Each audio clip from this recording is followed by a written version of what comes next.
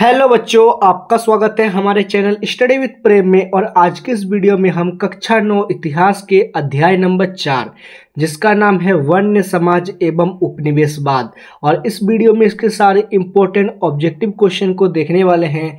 आप लोग इस वीडियो को लास्ट तक जरूर देखिएगा। चलिए क्वेश्चन नंबर 1 को स्टार्ट करते हैं।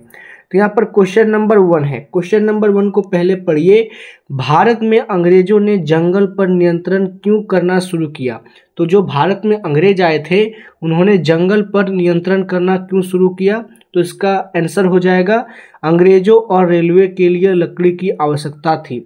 तो अंग्रेजों को जो है उन्हें उद्योग यानी फैक्ट्री और रेलवे के लिए लकड़ी की आवश्यकता थी, इसलिए उन्होंने जो है जंगलों पर नियंत्रण करना शुरू किया। ठीक है, क्वेश्चन नंबर 1 समझ चुके हैं।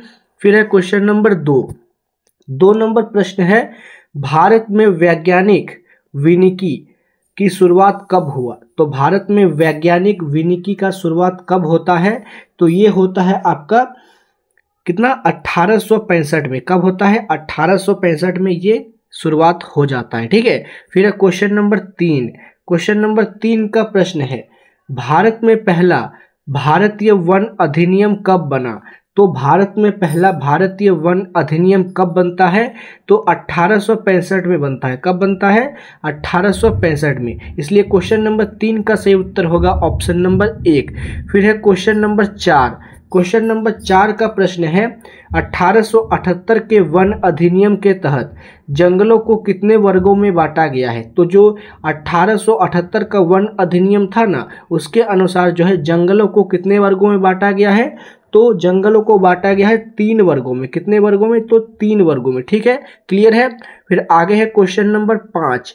5 नंबर का प्रश्न है, 1878 के अधिनियम में कौन सा वर्ग ग्रामीणों के लिए पूरी तरह बंद कर दिया गया है? मतलब जो 1878 का वन अधिनियम था उसके अंतर्गत कौन सा वन ग्रामीणों के लिए पूरी तरह बंद कर दिया गया है? तो आरक्षित वन, जो आरक्षित है उन पर किसी भी ग्रामीण का घुसना निषेध है। ठीक है, उनको जो है बंद कर दिया गया है। 5 नंबर भी समझ चुके हैं। फिर है क्वेश्चन नंबर 6 नंबर का प्रश्न है, वैज्ञानिक वानिकी का क्या अर्थ है? तो वैज्ञानिक वानिकी का क्या अर्थ होता है भाई? तो इसका अर्थ होता है लकड़ी के पेड़ों को काटकर एक ही प्रकार के पेड़ लगाना। मतलब जब हम लोग लकड़ी के पेड़ों को काटकर एक ही प्रकार के पेड़ बहुत बड़े क्षेत्र पर लगाते हैं तो उसे वैज्ञानिक वानिकी कहा जाता है। ठीक है, तो 6 नंबर का सही उत्तर होगा ऑप्शन नंबर बी। फिर है क्वेश्चन नंबर 7 नंबर का प्रश्न है, भारत में रेलवे के विस्तार के लिए सबसे अधिक किस लकड़ी की मांग थी? मतलब जब भारत में रेलवे का विस्तार हो रहा था ना, उस समय किस लकड़ी का मांग सबसे ज़्यादा था? तो उस लकड़ी का नाम था साल, क्योंकि साल की जो लकड़ियाँ होती हैं वो बहुत ज़्यादा मजबूत और टिकाऊ होती है। ठीक है, जो लंबे समय तक चल सकती हैं, इसलिए रेलवे के विस्तार में साल लकड़ी का बहुत ज़्यादा मांग था। ठीक है, क्लियर है 7 नंबर। फिर आगे है क्वेश्चन नंबर 8 नंबर का जो प्रश्न है वो है, अंग्रेजों ने जंगलों में ब्लास्टिंग का प्रयोग किसके लिए किया? तो अंग्रेज जो है जंगल में ब्लास्टिंग किया करते थे, वो इसका प्रयोग किस लिए करते थे? तो इसका सही उत्तर होगा ऑप्शन नंबर सी, सड़कों पर रेल पटरियों के लिए पहाड़ काटने में। मतलब जो सड़क थे ना उन पर रेल पटरियों के लिए पहाड़ काटने में वो ब्लास्टिंग का प्रयोग करते थे। तो क्वेश्चन नंबर यहाँ पर 8 भी आप लोग का क्लियर होता है। फिर है क्वेश्चन नंबर 9 नंबर का प्रश्न है, ट्रांजिट लॉ का संबंध किससे था? तो जो ट्रांजिट लॉ था उसका संबंध किससे था? तो उसका संबंध था जंगल के उत्पादनों के परिवहन से। तो जंगल के जो उत्पाद थे ना उनका परिवहन का संबंध किससे था? तो ट्रांजिट लॉ से। ठीक है, क्वेश्चन नंबर 9 भी समझ चुके हैं। फिर है क्वेश्चन नंबर आगे 10। क्वेश्चन नंबर 10 का प्रश्न है, जंगल से उपज जैसे लकड़ी, शहद, लाख किसके नियंत्रण में आ गई है? मतलब जो जंगल से चीजें उपजाया जाता है ना वो किसके अंदर में आ गया था? तो ब्रिटिश सरकार के अंतर्गत वो आ गया था। ठीक है, 10 नंबर भी क्लियर है। फिर आगे बढ़ेंगे क्वेश्चन नंबर 11 की ओर। तो 11 नंबर का प्रश्न है, किस आदिवासी विद्रोह को वस्त्र विद्रोह कहा गया? मतलब कौन सा ऐसा आदिवासी विद्रोह है जिसे वस्त्र विद्रोह कहा गया था? तो वो कहा गया था 1910। कब के? तो 1910 के विद्रोह को बस्तर विद्रोह कहा गया था। ठीक है, 11 नंबर हो गया। फिर है क्वेश्चन नंबर 12। 12 नंबर का प्रश्न है, बस्तर विद्रोह कहाँ हुआ था? तो ये बस्तर विद्रोह जो है, बस्तर विद्रोह नहीं, बस्तर विद्रोह, ये कहाँ पर हुआ था? तो ये हुआ था आपका छत्तीसगढ़ में। कहाँ पर? छत्तीसगढ़ में बस्तर विद्रोह हुआ था। ठीक है, 12 नंबर समझ गए हैं, कोई दिक्कत समस्या परेशानी नहीं होना चाहिए। आगे है क्वेश्चन नंबर 13। 13 नंबर का प्रश्न है, बस्तर विद्रोह का मुख्य कारण क्या था? तो जो बस्तर विद्रोह हुआ था उसका मुख्य कारण क्या था? इसके पीछे मुख्य कारण था जंगल से बेदखली। जब वहां के लोगों को जंगल से बेदखली कर दिया गया था तब बस्तर विद्रोह का शुरुआत हुआ था और यही इसका मुख्य कारण था। ठीक है, 13 नंबर हो गया। फिर है क्वेश्चन नंबर 14। 14 नंबर का प्रश्न है, बस्तर विद्रोह का नेतृत्व किसने किया? तो बस्तर विद्रोह का नेतृत्व कौन करता है भाई? तो गुंडाधुर। क्या नाम था उसका नेतृत्व करने वाले का? गुंडाधुर। इसी ने ही जो है बस्तर विद्रोह का नेतृत्व किया था। 14 नंबर हो गया। फिर आगे है क्वेश्चन नंबर 15। 15 नंबर का जो प्रश्न है वो है, अंग्रेजों ने जंगल से आदिवासी को क्यों हटाया? तो जो अंग्रेज हैं वो जंगल से आदिवासियों को हटा रहे थे, इसके पीछे क्या कारण था? उन्होंने क्यों हटाया था? तो कारण था लकड़ी और राजस्व प्राप्त करने के लिए। जो अंग्रेज थे वो जानते थे कि आदिवासी जो है जंगल में रहते थे, वे लोग लकड़ी और राजस्व हमें प्राप्त करने नहीं देंगे, इसलिए जो अंग्रेज थे वो लोग आदिवासियों को हटाकर लकड़ी और राजस्व प्राप्त करना चाहते थे। ठीक है, 15 नंबर हो गया बच्चों। फिर आगे है क्वेश्चन नंबर 16। 16 नंबर का जो प्रश्न है वो है, वैज्ञानिक वानिकी से किसे सबसे अधिक नुकसान हुआ? तो जो वैज्ञानिक वानिकी है ना, उससे सबसे ज्यादा नुकसान किसे हुआ? तो आदिवासी और किसान। किसे? आदिवासी और किसान को इससे सबसे ज्यादा नुकसान हुआ। ठीक है, फिर है क्वेश्चन नंबर 17।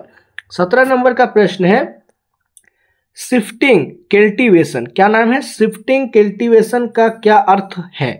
तो शिफ्टिंग कल्टीवेशन का अर्थ होता है जंगल काटकर कुछ वर्ष खेती करना और फिर आगे बढ़ जाना, इसे ही शिफ्टिंग कल्टीवेशन कहते हैं। ठीक है, 17 नंबर हो गया। ऑप्शन नंबर 20 का सही उत्तर हो जाएगा। फिर है क्वेश्चन नंबर 18। 18 नंबर का प्रश्न है, ब्रिटिश शासन में जंगलों से बांस का उपयोग किसके लिए किया गया? तो जो ब्रिटिश शासन था उस समय जंगलों से बांस का उपयोग किस चीज के लिए किया गया? तो वे लोग बांस का उपयोग क्या करते थे? कागज उद्योग में। सबसे ज्यादा बांस का उपयोग वे लोग करते थे कागज उद्योग में। ठीक है, 18 नंबर हो गया।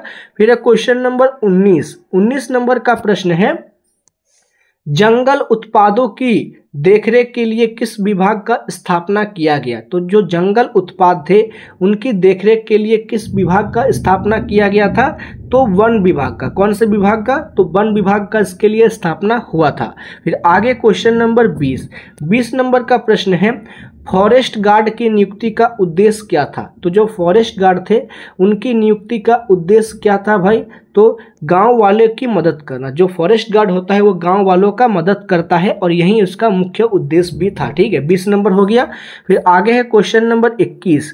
21 नंबर का प्रश्न है, अंग्रेजों ने किस वर्ष भारतीय वन सेवा शुरू किया? तो अंग्रेजों ने भारतीय वन सेवा शुरू किया था कब? तो 1864 में। अंग्रेजों ने 1864 में भारतीय वन सेवा शुरू किया था। ठीक है, इसको याद रखिएगा। आगे बढ़ेंगे क्वेश्चन नंबर 22 की ओर। 22 नंबर का प्रश्न है, किस जर्मन वन विशेषज्ञ को भारत बुलाया गया था? तो कौन से जर्मन विशेषज्ञ थे जिन्हें भारत बुलाया गया था? तो उनका नाम था डायट्रिक ब्रांडिस। क्या नाम था उनका? डायट्रिक ब्रांडिस। ठीक है, 22 नंबर क्लियर है। फिर है क्वेश्चन नंबर 23। 23 नंबर का प्रश्न है, बिरसा मुंडा किस विद्रोह से जुड़े हुए थे? तो जो बिरसा मुंडा है वो किस विद्रोह से जुड़े हुए थे भाई? तो उस विद्रोह का नाम है कौन सा? मुंडा विद्रोह। कौन सा विद्रोह? मुंडा विद्रोह से बिरसा मुंडा जुड़े हुए थे। ठीक है, आगे है क्वेश्चन नंबर 24।